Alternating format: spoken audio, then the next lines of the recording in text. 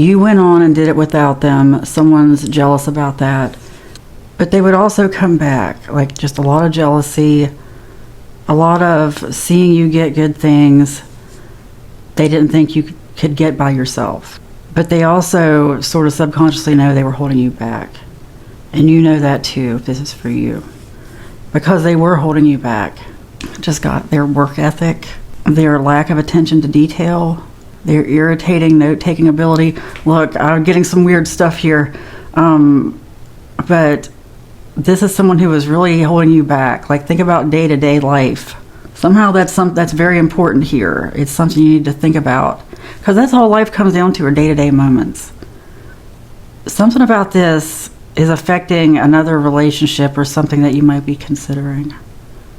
Before you jump into anything, even a friendship. Like, if the person has any little weird quirks or something, think about, is this something I can deal with on a day-to-day basis? That's why people live together, see if you can really handle those little things. Because the little things add up. That's really big for this reading, okay?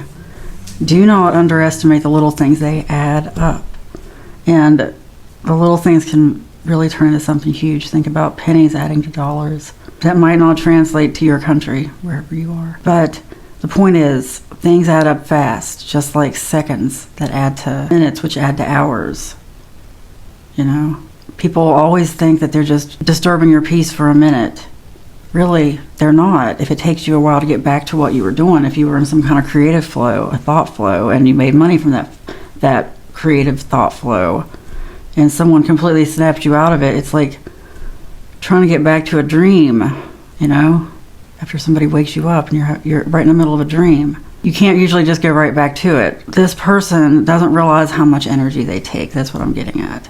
This is someone who, a little goes a long way, but a little adds up fast. Before you commit to anything, you need to really get to know this person. Okay, a good way to do that, like if you're trying to get to know someone fast, like let's say there is some legit reason, it's not romantic, it's not you're trying to get married or go into a business partnership, but just for some reason you're like, I got to get to know this person, I want to know more about them, I want to know if we're compatible in some way. Go away on a trip together, like a 3-day weekend or something. That's a great way to really get to know someone, is to travel with them. Someone told me that years ago, and I really have found that to be true.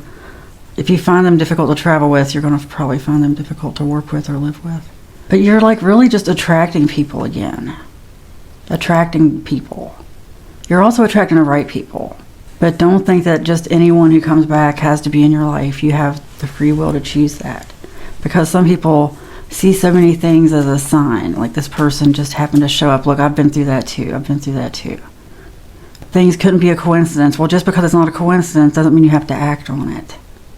Okay? It doesn't always mean what you think it does. Especially if it leads to a snap decision that was maybe made with too much emotion.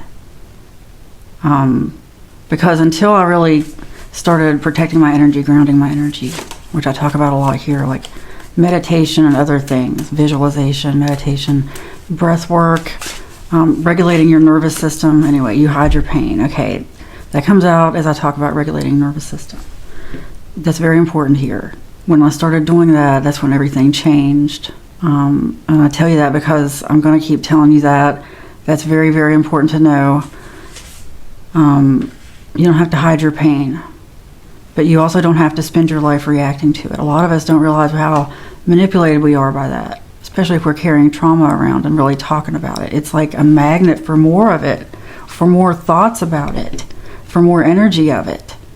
I know that sounds crazy. I mean, yeah, you can deal with it. Yeah, it doesn't take much light to chase away the darkness though, like flicking a light switch. It's like, don't dwell on it. I've been in support groups. You have to really know when to visit it beyond the point of necessity, and you'll know that for you. I'm just getting a feeling of someone who is hiding their pain, not dealing with it in the most proper ways, not realizing how manipulated they are. I think most people go through life not realizing how manipulated they are by these outside energies. That's why so many people in my comments are always like, they put a spell on me, like they have no control over that. Well, if you say they put a spell on you, then you're completely giving it to them. Like, you're just bending over for them, if I may say. Like, you are completely attaching to it. You have said, I believe that, You are acknowledging that whatever energy comes at you, you have to be, bounced around by. No, you don't. You can ground your energy. You can know when that energy is coming at you, and you can be like, oh, I feel like somebody's trying to mess with me. I feel like your intuition will get stronger because you'll know what's your energy and what's not. Because sometimes these thoughts come at us. They just feel like our thoughts. Pay attention, because I can tell you, I know if it's true for me, it's true for others. When I'm around certain people, my thoughts change. When I'm by myself, my thoughts change. When I'm in certain companies, certain crowds, certain geographic areas. Really pay attention to that. Pay attention to that. But really, you can't pay attention to that unless you're getting quiet. Unless you know how to bring your nervous system back to zero, back to calmness. Suddenly, your reticular activating system starts seeing things around you. Anyway, release your fear. Not over. You are already equipped. You are divinely guided. You are overanalyzing.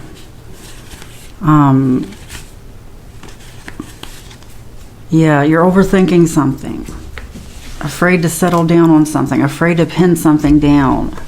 Afraid something's going to pin you down. It could be this person has made some kind of offer, but I'm getting that you are already moving in a different direction. Like there's something you're doing, and it's like there's someone trying to sort of run along beside you and say, hey, I want to partner with you. We're running down the same path. Look for signs, don't just jump into that, especially if it's family, friends. It's one thing to give a little help or a little bit of mentorship to a degree. If it's someone who wants you to sign something, anything legally, something that's going to be hard to get out of, something you're going to have to hear about later, something you're going to be on the hook for, whether they are or not. Just know that it's okay to take time with your decision. Really, I'm getting the energy of someone who sees you getting blessed, sees you really running along, like doing so well, doing really well, winning at life, collecting all the trophies, doing all the stuff, running a marathon just because they want to. Like, you're doing well, you're healthy, you're charging ahead, you're focused. And it's like this person sees you and they're trying to, it's really that they think maybe you are on the same path, but you have to really stay focused on your path, because when that kind of stuff happens, it's really easy to get derailed, like a train. How it can fork at times. Really trust your spirit. It's like your spirit's telling you what to do. Don't listen to the fear. Don't listen to the fear. Let yourself believe that you are capable of anything, because you are. Nothing can stop good things from happening to you.